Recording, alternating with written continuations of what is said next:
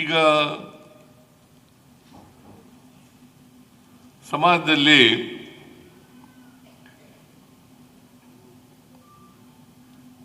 ಅಶಾಂತಿಯನ್ನು ಉಂಟು ಮಾಡತಕ್ಕಂಥದ್ದು, ಹಿಂಸೆಯನ್ನ ಮಾಡ್ತಕ್ಕಂಥದ್ದು, ಕ್ರೌರ್ಯವನ್ನ ಮಾಡ್ತಕ್ಕಂಥದ್ದು, ದ್ವೇಷ ಭಾಷಣವನ್ನ ಮಾಡ್ತಕ್ಕಂಥದ್ದು, ದ್ವೇಷ ಹುಟ್ಟಿಸ್ತಕ್ಕಂಥ ರೀತಿಯಲ್ಲಿ ಪ್ರಚೋದನೆ ಮಾಡ್ತಕ್ಕಂಥದ್ದು ಇವತ್ತು ಸಮಾಜದಲ್ಲಿ ಹೆಚ್ಚಾಗ್ತಾ ಇರ್ತಕ್ಕಂಥದ್ದನ್ನು ನಾವು ಕಾಣಲಿಕ್ಕೆ ಸಾಧ್ಯ ಆಗ್ತಾ ಇದೆ.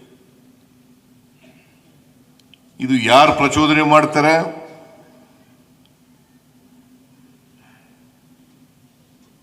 ಯಾರಿಂದ ಇದು ಪ್ರಚೋದನೆ ಆಗಿದೆ ಅದು ಬಹಳ ಮುಖ್ಯ ಅಲ್ಲ. ಆದರೆ ಇಂಥ ಪ್ರಚೋದನೆಗಳು, ಹಿಂಸೆಗಳು, ಕ್ರೌರ್ಯಗಳು, ದ್ವೇಷ ಭಾಷಣಗಳು ನಿಲ್ಲಿಸ್ತಕ್ಕಂಥದ್ದು ಬಹಳ ಮುಖ್ಯ. ಇದರಿಂದ ಸಮಾಜದ ಒಳಿತಾಗಲ್ಲ.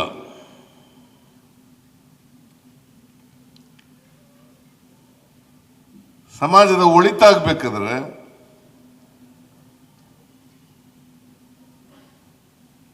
ಇಂಥ ಕೆಲಸಗಳು ನಡೆಯೋ ರೀತಿಯಲ್ಲಿ ನೋಡ್ಕೊಳ್ತಕ್ಕಂಥದ್ದು ಅತ್ಯಂತ ಅವಶ್ಯ ಅಂತಕ್ಕಂಥ ಮಾತುಗಳನ್ನು ಹೇಳಲಿಕ್ಕೆ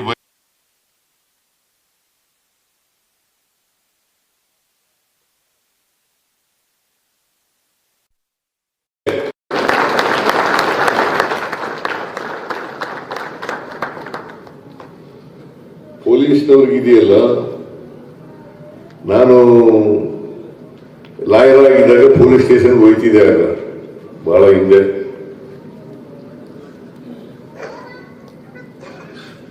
80, 79, 80, 81 ಹಿಂಗೆ ಹೋಗ್ತಾ ಇದ್ದೆ ಪೊಲೀಸ್ ಸ್ಟೇಷನ್ಗೆ.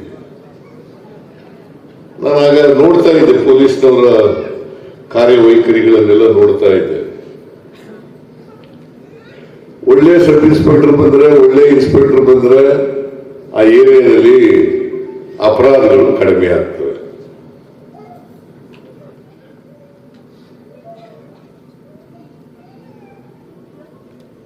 ಅಪರಾಧಿಗಳ ಜೊತೆ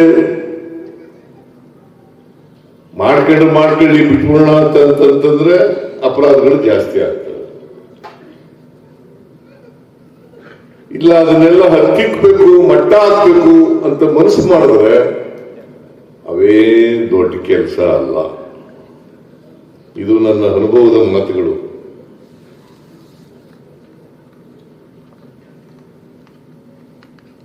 ಆಮೇಲೆ ಹಿರಿಯ ಪೊಲೀಸ್ ಅಧಿಕಾರಿಗಳಿದ್ದಾರಲ್ಲ, ಅವರು ಈ ಕೆಲ ಪೊಲೀಸ್ ಅಧಿಕಾರಿಗಳ ಜೊತೆಯಲ್ಲಿ ಉತ್ತಮವಾದಂತಹ ಬಾಂಧವ್ಯವನ್ನ ಏರ್ಪಾಡು ಮಾಡ್ಕೊಂಡು ಕೆಲಸ ಮಾಡಿದ್ರೆ ಬಹಳ ಒಳ್ಳೆಯದು. ಹಿರಿಯ ಅಧಿಕಾರಿಗಳು ಆಗಿದ್ದಾಗೆ ಪೊಲೀಸ್ ಸ್ಟೇಷನ್ಗೆ ಭೇಟಿ ಕೊಡಬೇಕು.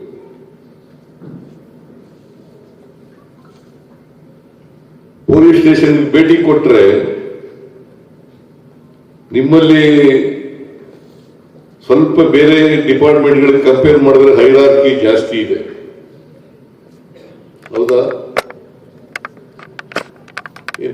ಇಲ್ಲಿ ನೀವು ಅಲ್ಲಾಡ್ತಾ ಇದ್ರಲ್ಲಿ ನನಗೆ ಗೊತ್ತಿದೆ, ಹೈರಾರ್ಕಿ ಜಾಸ್ತಿ ಇದೆ.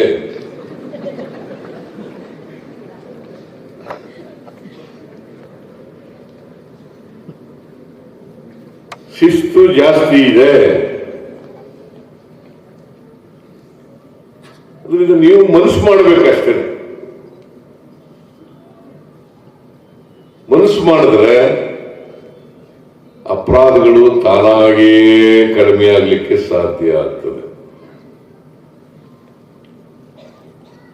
ಈಗ ಕರಾವಳಿ ಪ್ರದೇಶದಲ್ಲಿ ಹೊಸದಾಗಿ ಒಂದು ಎಂಥದ್ದು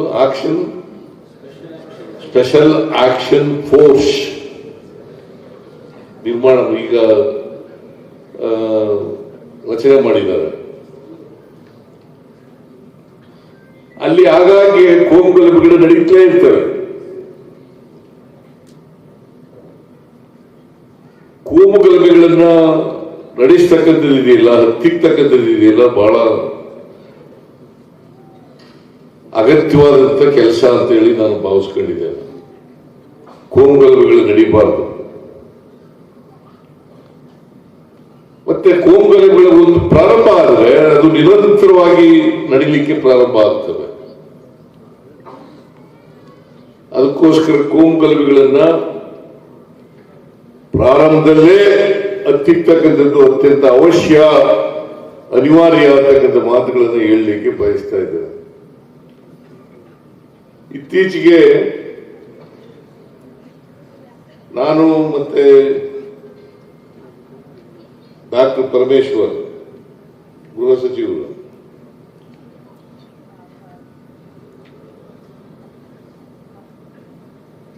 ಪೊಲೀಸ್ ದಿನ ಅನ್ನೋದು ಏನದು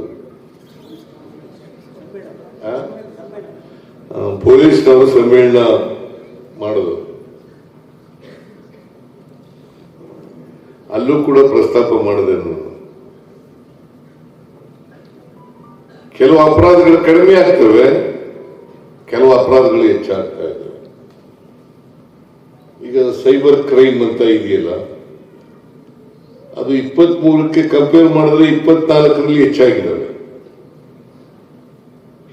ಬೇರೆ ಮರ್ಡರ್ಗಳಿರ್ಬೋದು, ಡಕಾಯಿತಿ ಇರ್ಬೋದು, ರಾಬರಿ ಇರ್ಬೋದು, ಅವೆಲ್ಲ ಕಡಿಮೆ ಆಗಿದ್ದಾವೆ. ಚೈನ್ ಸ್ನ್ಯಾಚಿಂಗ್ ಅವೆಲ್ಲ ಕಡಿಮೆ ಆಗಿದ್ದಾವೆ, ಆದ್ರೆ ಇವು ಜಾಸ್ತಿ ಆಗ್ತಾ ಇದ್ದಾವೆ.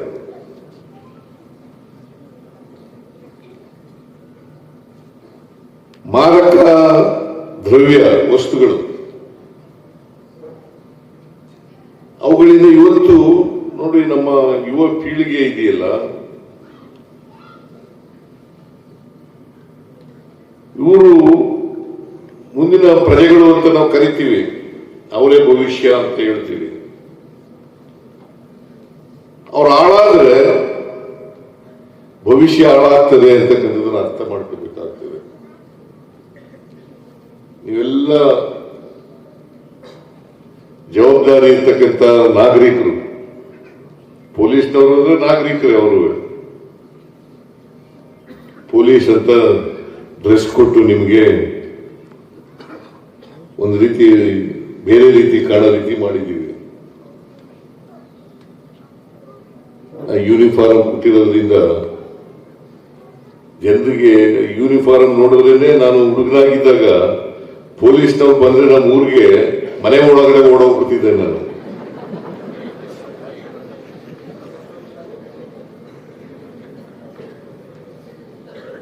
ಭಯನೂ ಇರಬೇಕು, ಸ್ನೇಹನೂ ಇರಬೇಕು. ಭಯ, ಪೊಲೀಸ್ನವ್ರ ಕಂಡ್ರೆ ಭಯ ಇರಬೇಕು. ಮತ್ತೆ ನಿಮ್ಮ ಪೊಲೀಸ್ ಸ್ಟೇಷನ್ಗಳು ಜನಸ್ನೇಹಿಯಾಗಿರ್ಬೇಕು.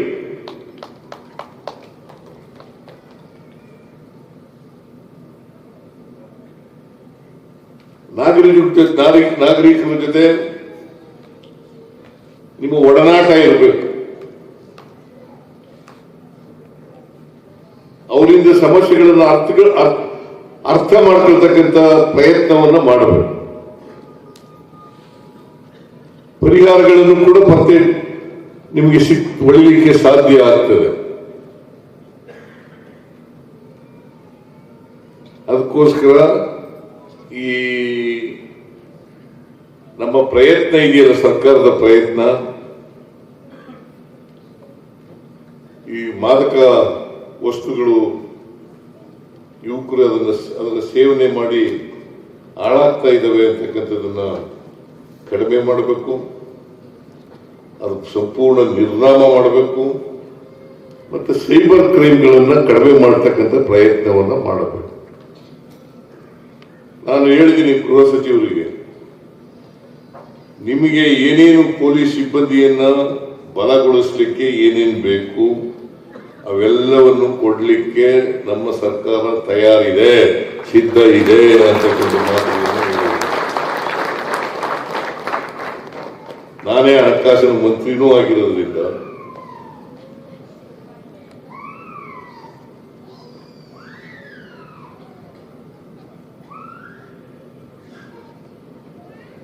ಹಣಕಾಸಿನ ಮಂತ್ರಿನೂ ಆಗಿರೋದ್ರಿಂದ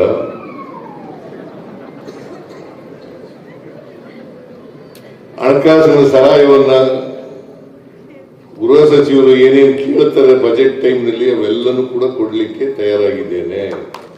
ಹೆಚ್ಚಿನ ವಿಡಿಯೋಗಳಿಗೆ ಪ್ರತಿಧ್ವನಿ ಯೂಟ್ಯೂಬ್ ಚಾನೆಲ್ ಸಬ್ಸ್ಕ್ರೈಬ್ ಮಾಡಿ, ಬೆಲ್ ಐಕಾನ್ ಕ್ಲಿಕ್ ಮಾಡಿ.